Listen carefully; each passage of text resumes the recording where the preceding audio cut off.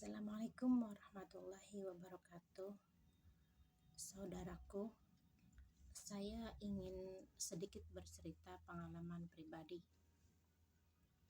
Suatu saat perut saya sakit. Perut saya sakit entah apa penyebabnya sehingga perut saya itu melilit. Melilit tapi tidak tidak ingin BAB, maksudnya tidak diare, hanya melilit. Terus setelah melilit itu saya badannya keringat dingin, kemudian setelah itu muntah. Saya berpikir apa yang menyebabkan perut saya ini melilit. Akhirnya saya coba minum obat yang tersedia saat itu, belum juga reda. Kemudian karena panas dingin seperti masuk angin itu, kemudian saya muntah.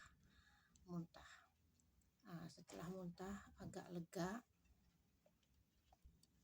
Nah, setelah kejadian itu saya berpikir, karena sebelumnya saya belum pernah merasakan sakit perut yang seperti itu. Biasanya kalau sakit perut itu kalau misalnya diare, salah makan apa itu, mungkin saya tahu antisipasinya seperti apa, obatnya seperti apa. Namun kali ini saya terus berpikir apa nih yang menyebabkan perut saya sakit.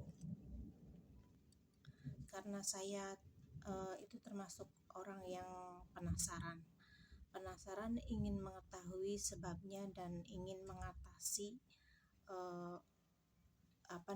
penanganannya, obatnya apa, karena saya termasuk orang yang tidak mau sakit berlama-lama. Selagi itu sakitnya masih bisa diobati sendiri, tidak parah dan sampai ke dokter. Akhirnya saya cari alternatif melihat YouTube penyebab sakit perut yang melilit.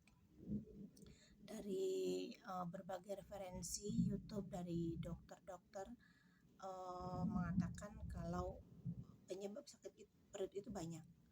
Contohnya bisa jadi kalau misalnya sakitnya di bagian pusar, itu mungkin karena bagian usus besar, usus halus lambung.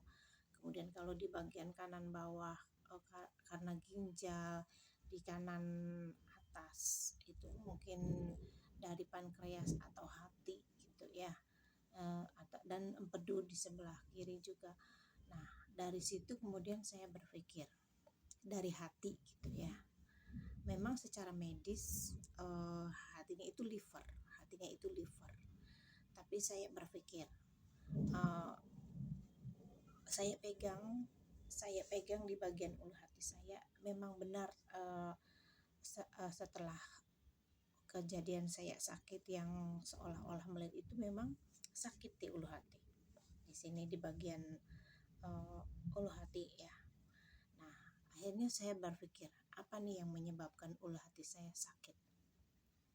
Setelah saya pikir-pikir secara medis, kayaknya saya tidak punya sebelumnya tidak makan yang berbahaya, tidak makan yang membuat saya keracunan atau makanan-makanan yang mengakibatkan perut sakit. Akhirnya saya berpikir lagi, wah, apa ini?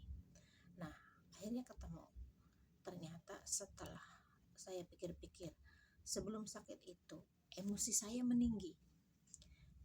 Emosi saya meninggi sehingga mengakibatkan pikiran, kemudian hati itu rasanya kesel banget karena dipicu oleh seseorang yang membuat sakit hati, entah perkataan orang dari manapun atau peristiwa apapun. Jadi saat itu saya memang benar-benar kesal, punya rasa yang sakit di hati lah, karena saya merasa tidak nyaman ketika sedang menghadapi pekerjaan, kemudian ada yang mengganggu pikiran dan hati saya, jadi kencang di sini. Nah, Akhirnya setelah saya pikir-pikir, mungkin kalau obat medis bisa saja mengobati, mengurangi rasa sakit. Maka saya cari alternatif lain dengan mengurut bagian ulu hati secara pelan-pelan. Dan yang paling utama itu adalah saya kontrol emosi. Kontrol emosi. Saya ingat bahwa segala sesuatu yang buruk itu tidak akan baik untuk tubuh saya. Maka saya langsung istighfar. Istighfar dan terus istighfar. Terus istighfar sampai emosi saya turun, hati saya lunak. Kemudian dari situ saya terus meminta sama Allah. Ya Allah, jagalah mulut saya dari kata-kata yang kurang baik.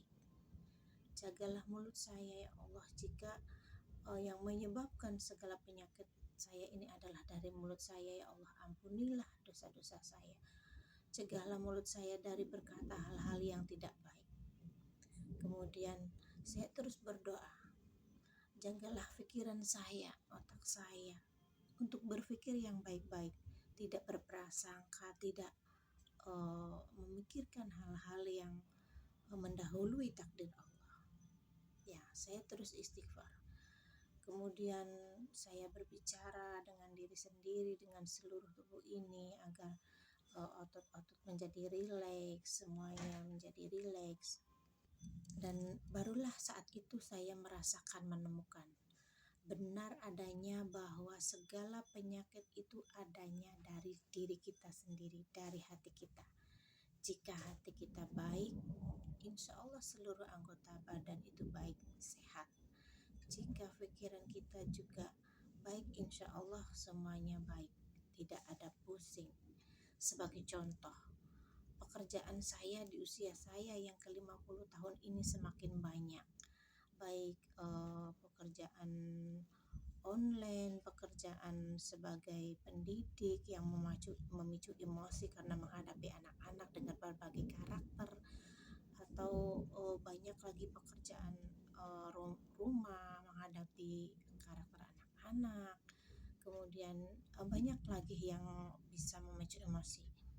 Tapi sejak saya ikhlas santai menghadapi apapun, itu tidak ada lagi sakit kepala, tidak ada lagi sakit kepala, migrain sejenisnya tidak ada, karena saya benar-benar ikhlas menjalaninya. Ikhlas kita pasrahkan sama Allah, apa yang terjadi, apa yang harus kita lakukan, kita tenang. Namun pernah juga tuh suatu saat, di saat deadline mengerjakan tugas, itu kepala pusing. Kenapa? Karena ketika mengerjakan tugas, kita dikejar oleh target sebelumnya dan target yang akan datang secara bersamaan, dikerjakan dalam waktu yang sama, itu mengakibatkan pusing. Maka untuk mengontrol emosi tersebut, kita harus rileks juga, harus berpikir positif, santai, husnuzon kita kepada Allah. Ya Allah, jika saya memudahkan urusan orang lain, maka mudahkanlah urusanku. Jadi kita selalu husnuzon sama Allah. Kita selalu yakin akan kekuasaan Allah. Jika pada waktunya kita selesai mengerjakan tugas, pasti selesai. Jika waktunya pekerjaan kita bisa berjalan dengan baik, pasti berjalan dengan baik.